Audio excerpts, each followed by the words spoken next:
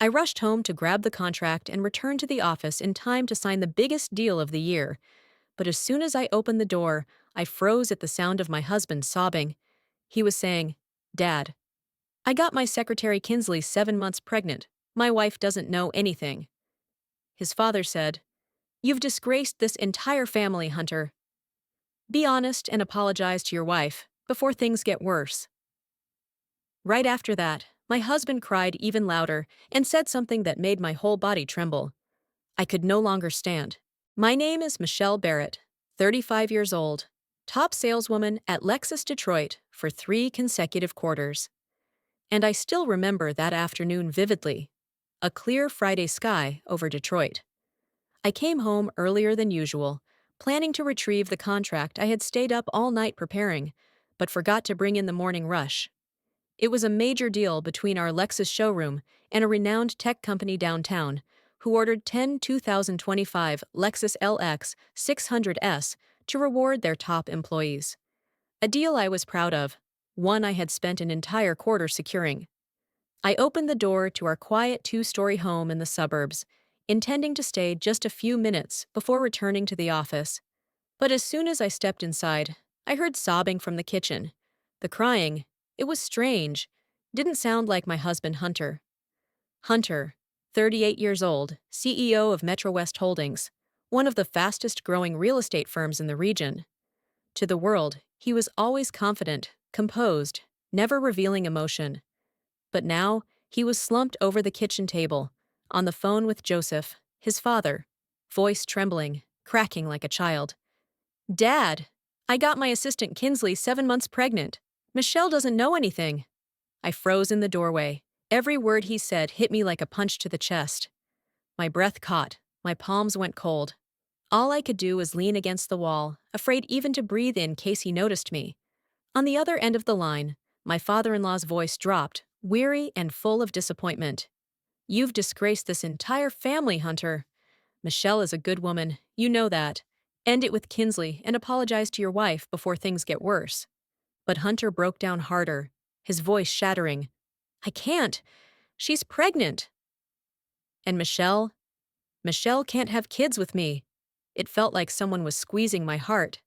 So this so-called destiny of ours was just temporary pity. I had believed in his silences, thinking they held the pain of a man who almost died. But now, I saw it was just cowardice masked by tears. My father-in-law continued, his tone heavy. "Do you remember who stayed by your side during the 6 months you were in a coma? You drove drunk, and the doctors said you might never wake up. I advised Michelle to file for divorce, to take the chance to move to New York and become the director of Lexus New York. But Michelle, the very woman you're betraying, refused that career opportunity to stay and take care of you, day in and day out." At that moment, everything came flooding back. I saw myself 3 years ago, sitting by his hospital bed in that sterilized room, brewing coffee each morning, reading the financial news each night, just so he could get used to his wife's voice again. As the doctor said, it might help his recovery. I believed, and I waited. For 6 months straight, I held his hand and whispered, "I'm here." And when he opened his eyes, I thought it was a miracle. I didn't know that the day he woke up was also the day he began to drift away from me. Now, in that kitchen, the man I had saved was crying over another woman. I didn't say anything. I quietly stepped back, heart pounding in my chest. My mind scrambled through fragments of memory. Vague client dinner expenses, a photo at a downtown bar where he said he was meeting a VIP, and the second phone he always kept with him. Put together, they formed a brutally clear picture. I wasn't angry. I didn't scream. I just felt a hollow chill inside. I told myself, gather evidence first. React later. I knew I was walking into a battle, not to keep a husband, but to reclaim the truth. I grabbed my car keys and walked out the door. The evening wind swept across the red brick path leading to Maple and Steam, the little cafe I always visited when I needed to clear my mind. Warm yellow lights spilled onto the wooden tables. Mary Ann, the owner, a widow in her mid-60s, was wiping down the counter. She looked up and smiled. "Another long day at Lexus, sweetheart?" I nodded, hiding my tears, and whispered, "Longer than usual, Marianne." I chose my usual corner by the window, opened my laptop, and began searching. Private investigators in Detroit, divorce attorneys in Michigan, downtown apartment rental records. Every click was a new breath, a step in the plan I had just named in my mind. Father's Day exposure. I wouldn't cry. I wouldn't beg. I would expose him in front of everyone, on Father's Day itself, the day he proudly claimed to be the man of the family. I knew I had lost a husband, but I also knew it was time to reclaim myself. Outside, light rain tapped on the stone-paved sidewalk, reflecting the headlights from the main street. Inside me, there was no more pain, only clarity. I looked at my laptop screen, created a new folder, and typed, "Father's Day exposure." I would be silent no more. I would protect no one anymore. I would let him destroy himself with the very secrets he tried to bury. A scene played out in my mind. The Father's Day brunch at the country club. The family's usual gathering spot, with my father-in-law's smug smile, the clinking of glasses, and the warm wishes to the man of the family. I would choose that very day, that very hall, to reveal everything. I opened PowerPoint, created the first slide, white text on a black background. Father's Day exposure, the truth you tried to hide. The screen's glow reflected onto my face in the misted glass. A woman stared back. No longer the betrayed, but the one in control. I began listing financial evidence, photos, witnesses, timeline, location.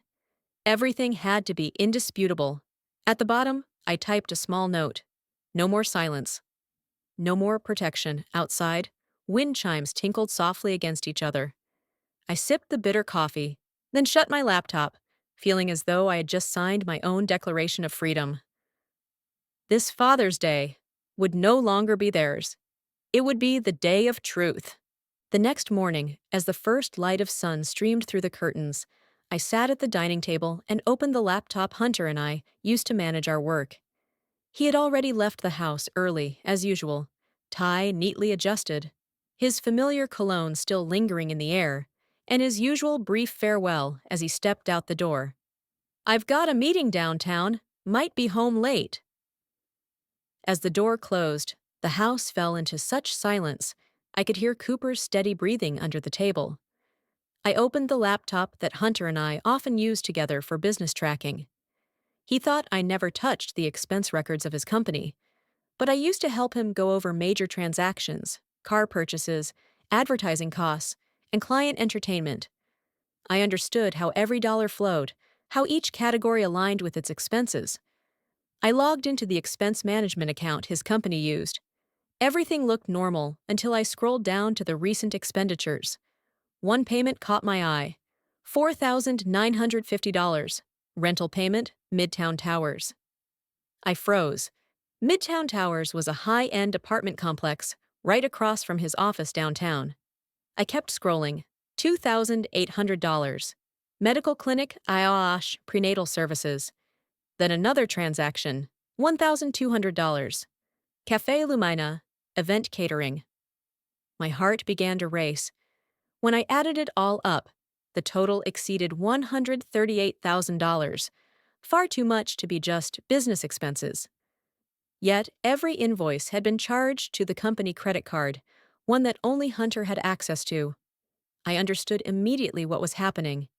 He was using company funds to support that woman, from her apartment to her OB/GYN to even her baby shower. He was building a second life with corporate money, right in the heart of the city, while coming home to me every night, lying that he was working late on a big project. I hit print, and page after page emerged from the printer with the cold, mechanical sound of judgment. Every line item, every transaction, was a razor-sharp slice of truth. I placed everything into a brown file folder, hand-labeled, Business Misuse, Evidence. As I sealed the folder, I felt an odd, steady calm settle over me. If he could lie with money, I would unveil the truth with proof drawn from those very dollars. I leaned back in my chair, eyes fixed on the laptop screen, and one name floated through my mind: Kinsley. I needed to know who she really was, where she lived, and just how deep her role ran in this story. If those payments tied back to her name, then the next proof would surely be found wherever she appeared. That afternoon, I drove through the city center, my heart pounding every time I passed a street Hunter had claimed to be meeting with clients. I turned down the road opposite Hunter Development Group, the one lined with upscale apartments I had just seen listed in the financial records. I parked on the curb, pretending to check my phone, and then I saw her, Kinsley, the intern secretary I'd met once at his company's year-end party, a young woman with glimmering blue eyes and a smile that would make any married man look twice. I remembered clearly how Hunter had introduced her to me, with pride in his voice. "She's the fastest learner in the department." I even smiled politely back then. Thinking of that now, that smile feels idiotic. Kinsley sat outside a cafe near the apartment building, wearing a light blue dress that clung gently to the figure of someone 7 months pregnant. She smiled as she rubbed her belly, chatting on the phone, probably with him. It all unfolded in broad daylight, right before my eyes, as if there was nothing to hide. I didn't need to hear a single word.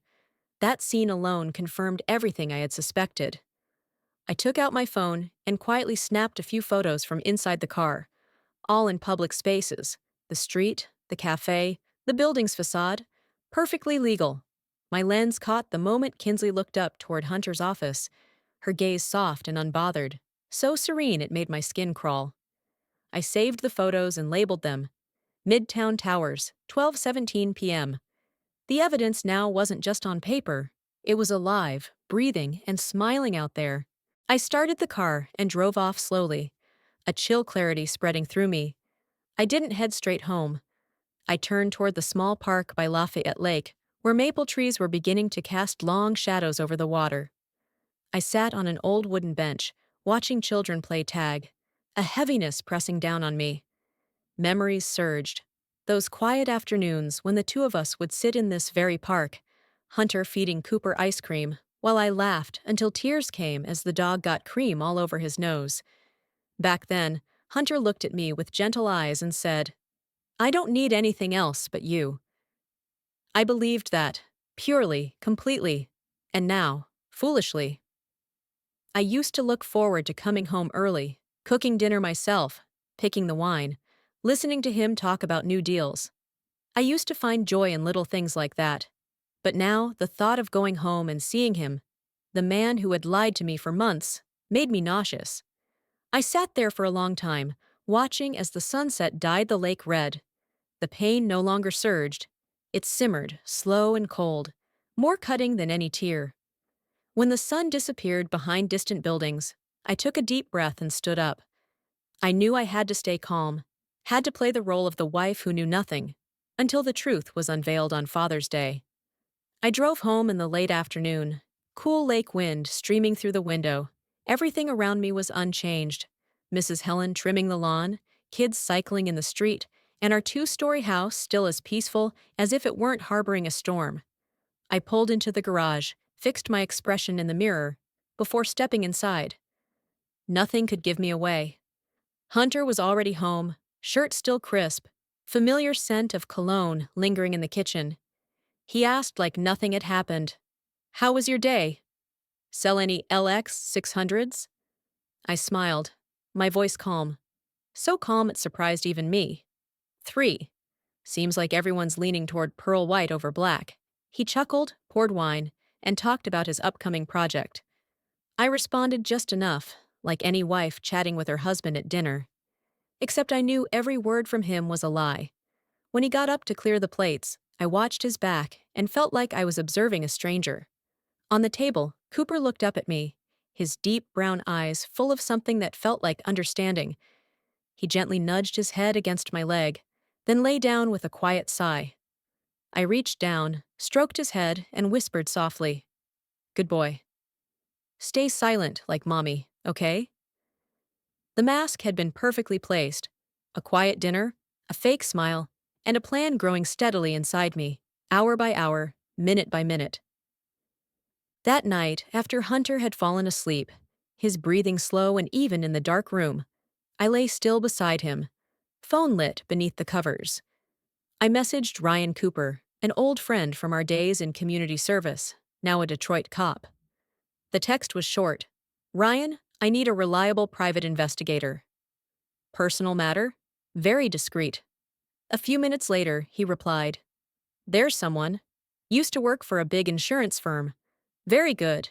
Name's Marcus Flynn.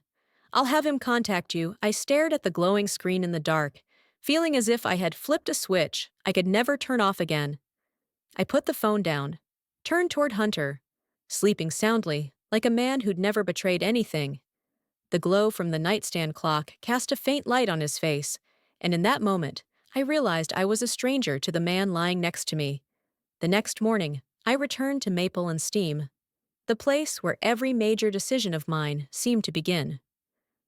The Detroit sky was overcast, and soft rain fell on the cafe's wooden awning.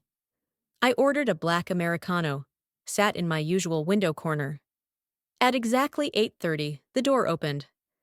A tall man in a brown leather coat walked in, eyes sharp with the precision of someone used to studying details. "Ms. Barrett?" he asked, voice low and firm. "Yes," I said, standing to shake his hand. "Marcus Flynn," he introduced himself. "Used to be with Michigan Mutual Insurance. I work independently now. Ryan from Detroit PD sent me." I nodded. "I need you to verify some things, quietly and within legal boundaries." I slid a white envelope across the table. $4,000 in retainer cash. Marcus glanced at it and gave a small nod. He didn't ask much, just said, "Give me 3 days. I'll know exactly who Kinsley is, when she and your husband started, and whether she even knows she's wrecking someone's home." I looked at him, catching the calm gaze of a man who'd seen too many betrayals. I said quietly, "I don't want to harm her unborn children. I just want discrete evidence." Marcus stood, buttoned his coat. "I understand. She won't know the wife of the father of her babies is investigating her." 3 days later, I received an email from him. "Investigation results. Confidential."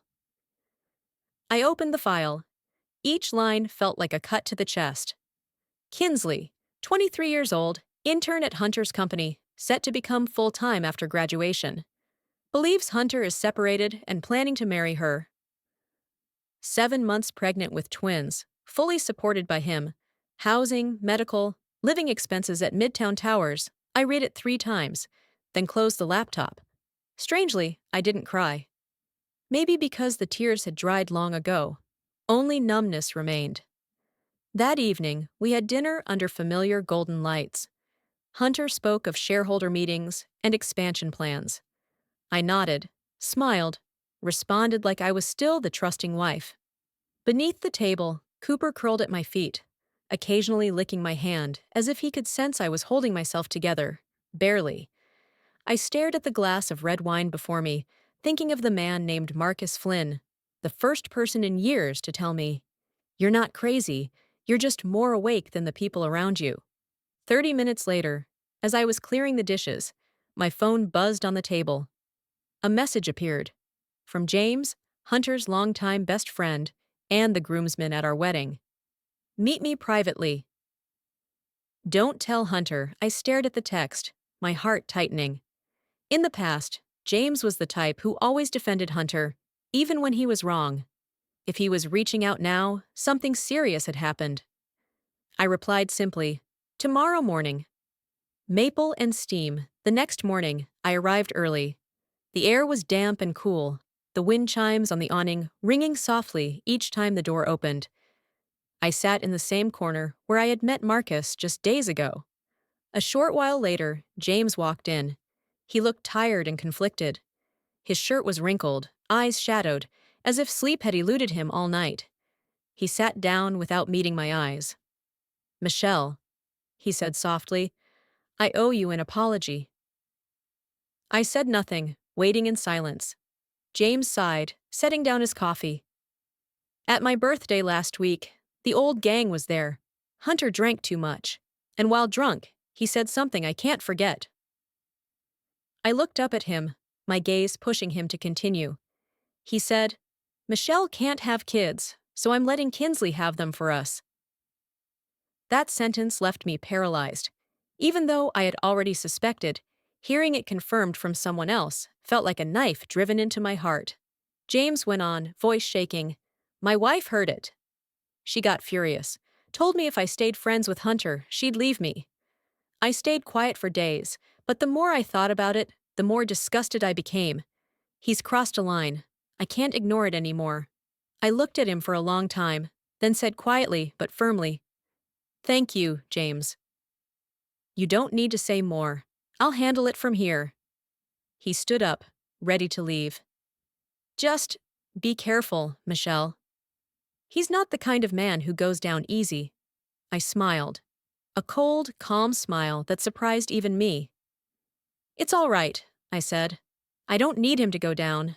I just need the truth to win." When James left, I stayed seated, watching the last drops of coffee swirl in my cup. Outside, Detroit remained noisy and indifferent, unaware that a single sentence had just ended a marriage.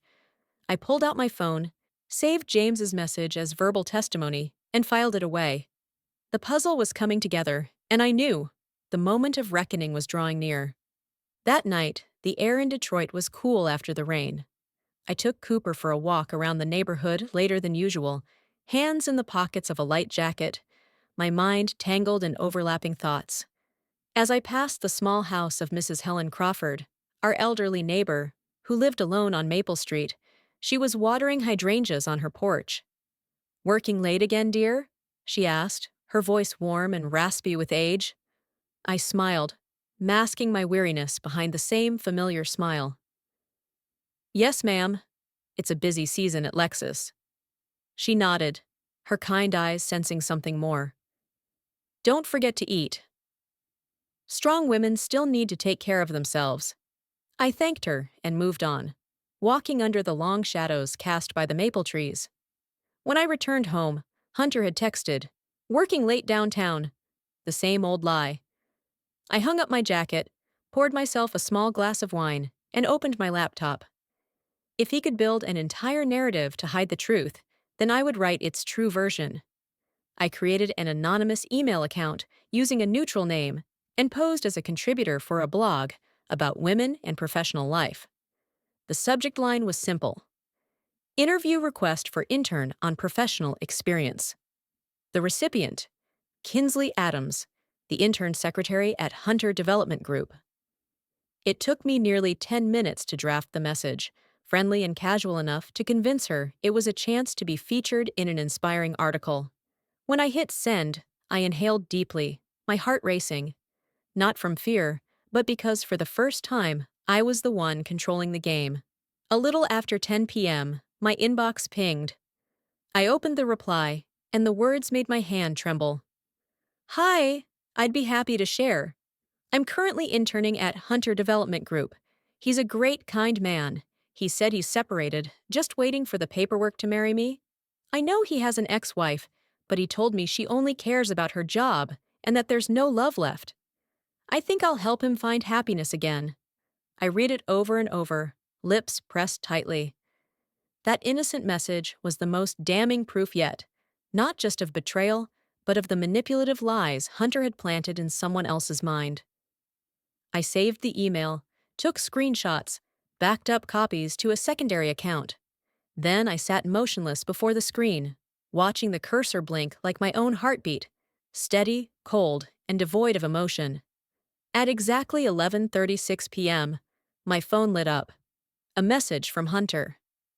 "Good night," Miss You sent from downtown Detroit. His location pinged precisely at Midtown Towers. I didn't reply. I just stared at it, fingers tightening around the phone. My world may have been falling apart, but in that moment, I knew I was standing in the right place, on the side of truth. I turned off the lights, climbed into bed, and Cooper jumped up beside me, resting his head on my leg. Outside, the gentle patter of midnight rain on the roof sounded like the opening notes of a storm fast approaching. The next morning, the house was unusually quiet. I sat at my desk in the study, in front of my laptop, the file folder, and every image I had collected. What I felt wasn't pain or panic anymore. It was laser focus, as though I were preparing for the most important presentation of my life. I opened PowerPoint and finalized the Father's Day slideshow. On the screen, I inserted our wedding photo, an afternoon in the garden of our two-story home, me in a white dress, his hand in mine, eyes filled with a happiness that now felt bitterly fake. The next slide, I added screenshots of company account statements, the text clear. Payment, Midtown Towers, $4,950. Prenatal services, $2,800. Catering, $1,200. At the bottom, I typed in a note. Total, $138,000. Then came the email from Kinsley, written with innocent trust during our fake interview. He said he's finalizing his divorce and will marry me once it's done. I just want him to be happy. I stared at that line. Nothing is more brutal than a liar convincing someone their betrayal is an act of love. And finally, I inserted the photo of Hunter holding Kinsley on the balcony of Midtown Towers, taken by Detective Marcus Flynn with a long-range lens from a building across the street. The evening light glinted off the glass, but you could still clearly see his hand on her shoulder, his head tilted down, the tender smile I once believed was meant only for me. Each slide was a shard of truth, cold, precise, undeniable. I titled the presentation boldly, Father's Day Exposure, The Truth Behind the Perfect Family. I saved the entire file to a USB drive, slipped it into an envelope labeled, Private, Do Not Open Until Father's Day Brunch. It felt like I was stepping into the final stage of an investigation, where I was both the victim and the witness. That evening, when Hunter came home, he set his briefcase on the table, loosened his tie, and smiled. Just had a meeting with Dad. This year he wants to do Father's Day at the country club. Don't wear black, okay? The family likes brighter colors for photos. I looked up at him, my voice light and almost indifferent. I've already prepared. He raised an eyebrow, grinning. Prepared what? I smiled faintly, eyes never leaving the glowing laptop screen. A presentation you'll never forget.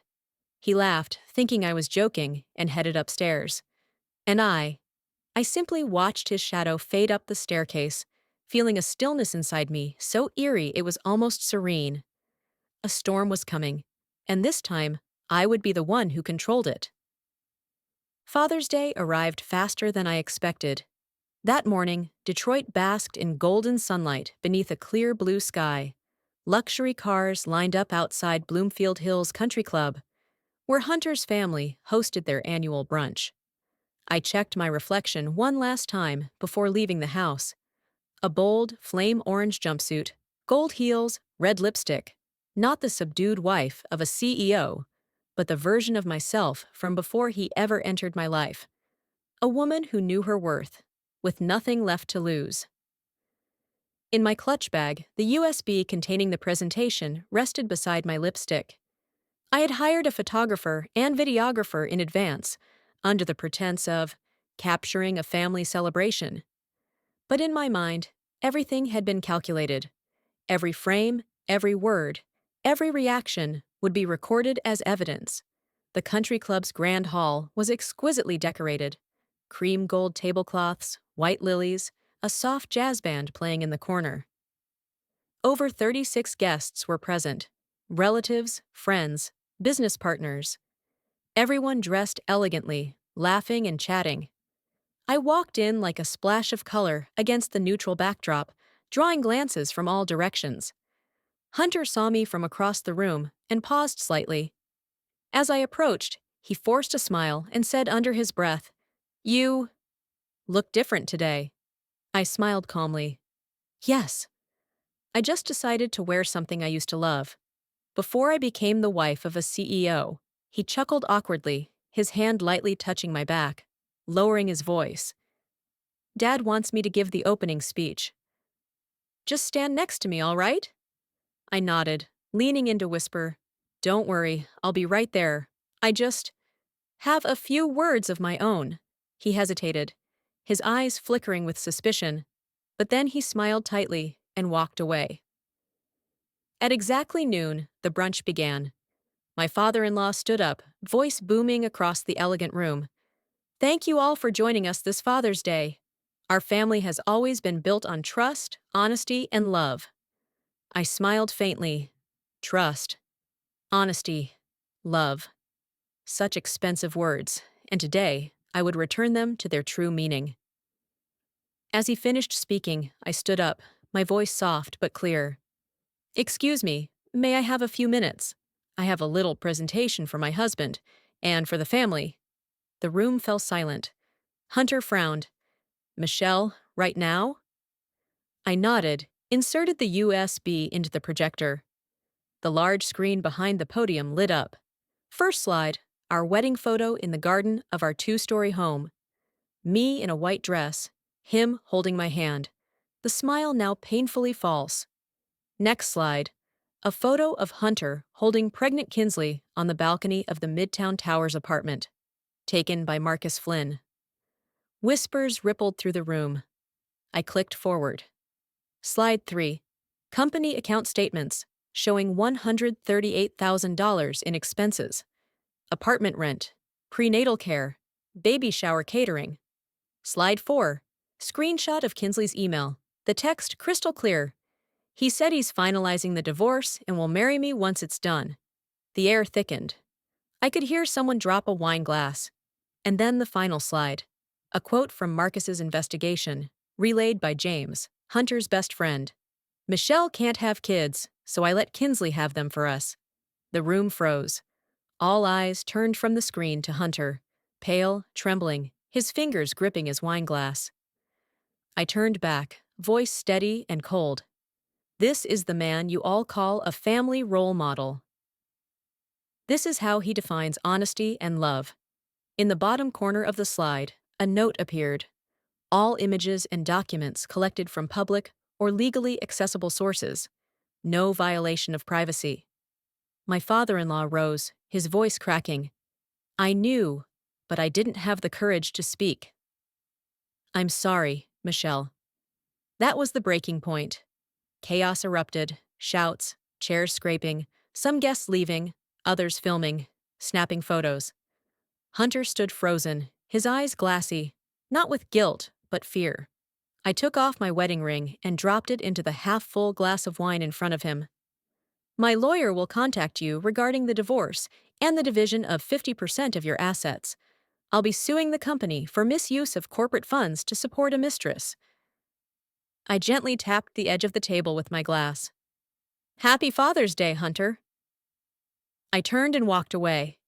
Behind me were shouts, voices calling my name, the sound of my father-in-law's sigh collapsing into defeat. But I didn't look back. I left the country club while the event was still in chaos. The Detroit sky had turned gray, heavy clouds gathering as if mirroring the mood of those left behind. I walked quickly to the car, kicked off my heels, tossed them onto the passenger seat, and started the engine. This drive had no music, no words, only the wind howling through the window. I drove straight to Midtown Towers, the apartment where Kinsley lived, the same place Hunter had been financially supporting for 7 months. When I arrived, I turned off the engine, inhaled deeply, and checked my reflection in the rearview mirror. My makeup remained flawless, but the eyes were different. No longer those of the betrayed, but of someone ready to close a chapter. I stepped into the lobby, the scent of perfume and the sound of high heels echoing off the marble floor. The security guard nodded, assuming I was visiting a resident, and asked simply, "Who are you visiting, ma'am?" I replied, "Kinsley Adams, Unit 24B. He checked the list and nodded me through. As the elevator doors opened, I saw Kinsley standing at the reception counter, smoothie in hand. Her eyes widened in surprise, then confusion as I approached. "You're Kinsley Adams, correct?" I asked softly. She froze, nodded, her voice shaky. "Yes." "And you are?" I smiled, my gaze unwavering, enough for her to understand. "Hunter Barrett's legal wife." Kinsley's face went pale, her hand trembling so much she nearly dropped her drink. No, no way. He said he was divorcing. I I didn't even know you existed. I nodded slightly, my voice calm, as if discussing the weather. He told me the opposite, that you were just a little too friendly for an intern. The air in the lobby thickened.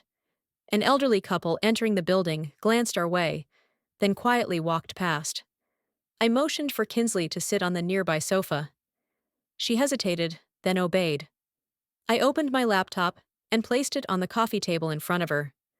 The screen lit up with familiar slides: apartment photos, company statements, the email she sent, and the photo of Hunter holding her on the balcony. Kinsley raised a hand to her mouth, eyes welling with tears. She shook her head, voice breaking. I I didn't know. He said his wife was cold, only cared about work. I really believed he was lonely. I looked at her, not with anger, just clarity. She was a young woman pulled into a web of lies I once lived inside. I spoke softly, my tone gentler now. You're not the one at fault, Kinsley. The lies or tears streamed down her cheeks. She lowered her head and whispered, I'm sorry, Mrs. Barrett. I'll leave. I don't want to be part of this anymore. I closed the laptop, stood up, and nodded. No need to apologize. Just remember, never let anyone make you believe that deceit is love.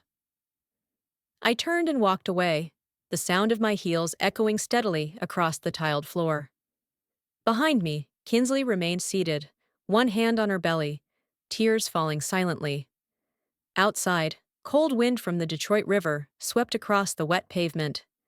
I looked up at the sky. The storm had passed, but its echo would remain. And in my heart, I knew. My battle wasn't over, it had only just begun. 3 months after Father's Day, summer in Detroit blazed brightly, and the lives of everyone in that story had completely changed. Hunter was forced to resign as CEO by the board after an internal audit confirmed he had used company funds for personal expenses, including the $138,000 transferred to the Midtown Towers apartment rented for Kinsley.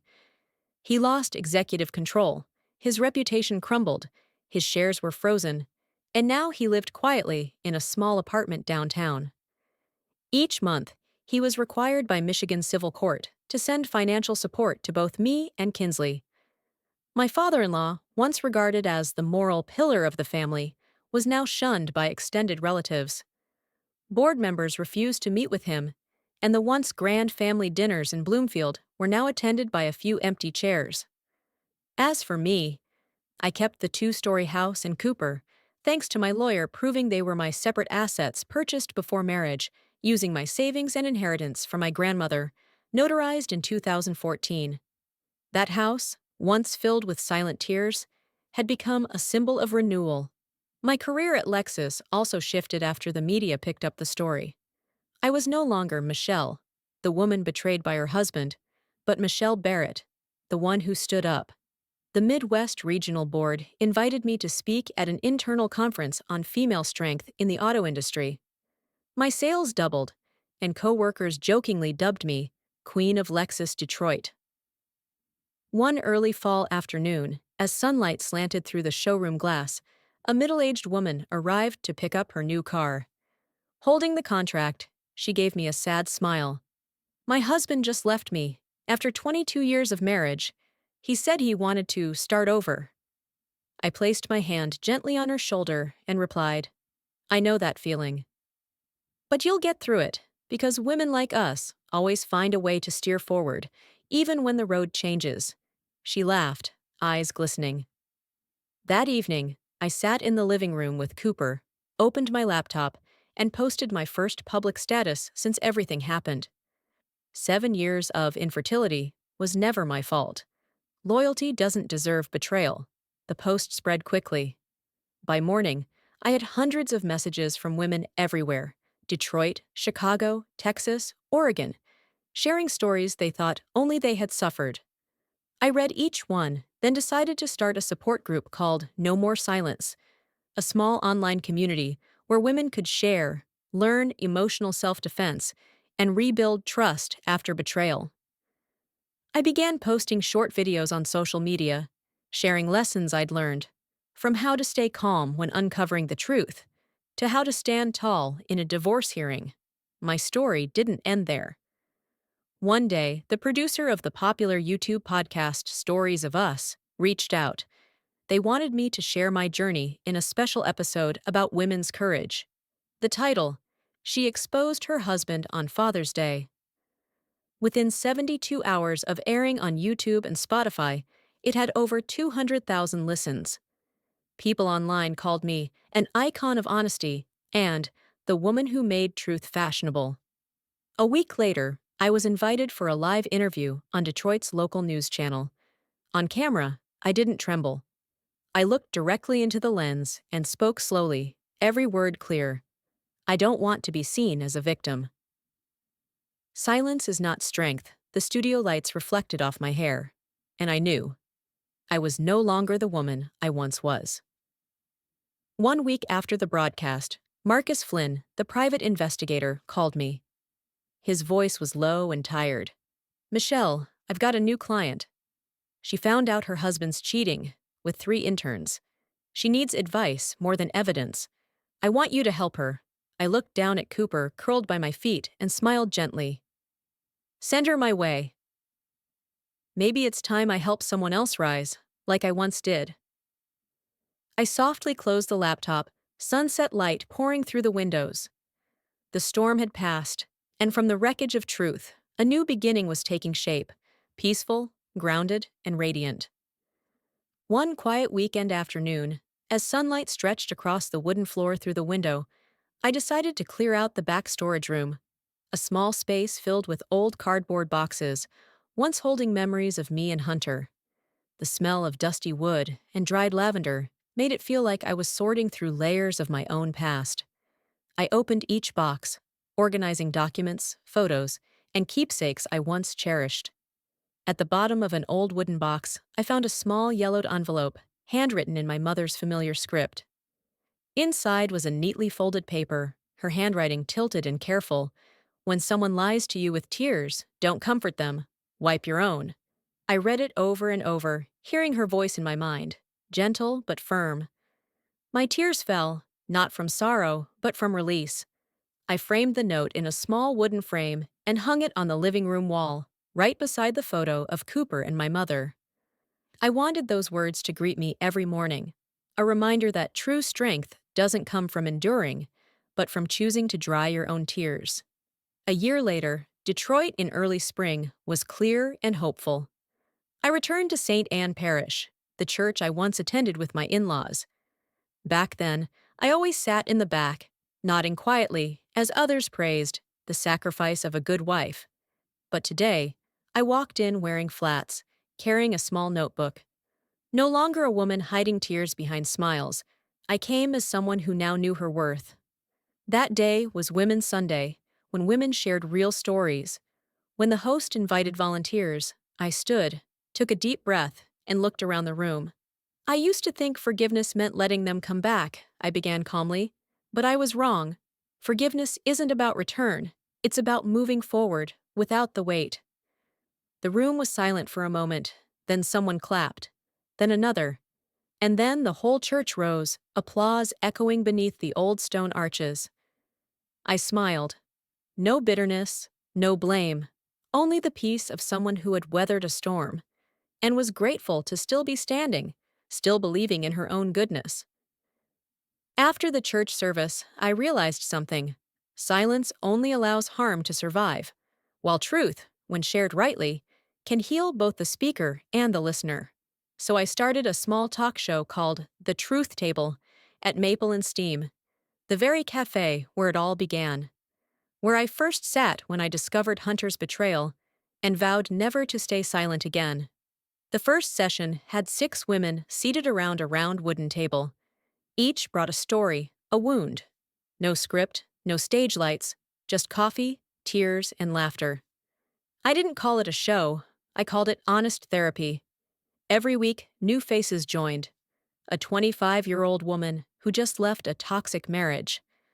A 60-year-old mother after 3 decades of silence. a young student who said she watched my video on Stories of Us and chose not to return to her abusive boyfriend.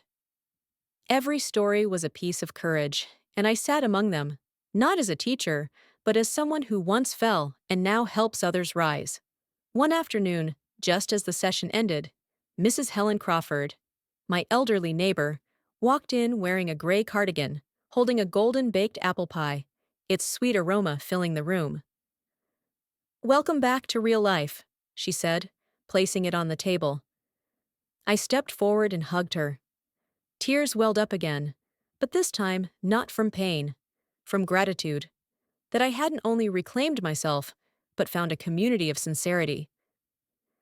Cooper darted around the table, his golden tail wagging, his paws tapping across the wooden floor. Some women laughed, others pulled out their phones to capture the moment. Laughter rang out in the cafe, mingling with the scent of roasted coffee and warm pie, like someone had flung open the window to let sunlight pour in after a long storm. I sat down, sipping coffee, looking around. Smiling faces, eyes no longer afraid. And I realized this was the true reward of it all, not the takedown of a liar, but the rebirth of wounded souls learning to tell their stories without trembling. One spring morning, soft golden sunlight streamed through the curtains, landing on the kitchen counter where Cooper lay dozing. I was making coffee when the phone rang. The screen showed Mrs. Sanders, a former client who'd bought a Lexus LX from me 2 years earlier. I answered, her voice trembling. "Michelle, I heard your story on the podcast. I'm going through the same. My husband's cheating with someone at work, and I don't know where to start." I leaned against the counter, looking out at tulips blooming in the yard, and gently said, "You don't have to be strong today. Just be honest with yourself. The rest will become clearer." Silence on the line, then a soft sigh, like a burden released. I smiled, knowing even one sentence can be the start of someone else's healing, just like mine began on a tearful afternoon.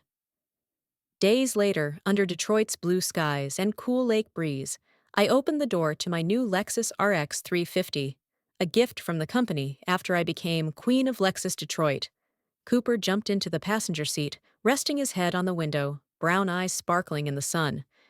I drove out of the neighborhood, along Jefferson Avenue's Lakeside Road, then toward Belle Isle Bridge, where I once walked Cooper during my loneliest days. The view hadn't changed, but everything else had. Wind tousled my hair, and for the first time in years, I felt truly free. I turned on the radio.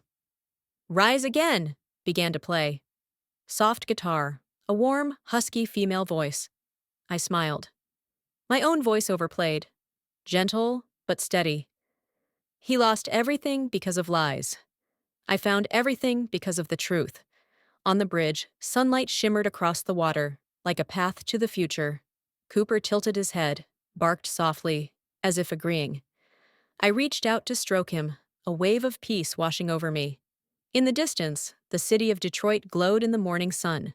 Glass towers reflecting blue skies, bridges connecting two sides. Proof that from what's broken, we can rebuild. Stronger, brighter, and more real. As the car crossed the bridge, the imaginary camera pulled back. Glistening water, clear skies, wind blowing through my golden hair.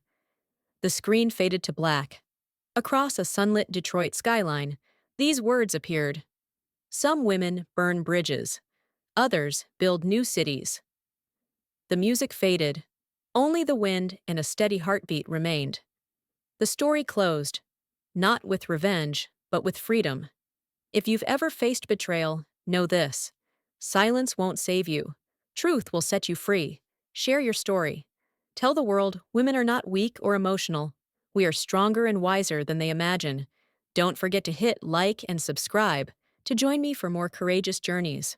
Stories not only of pain, but of power and rebirth.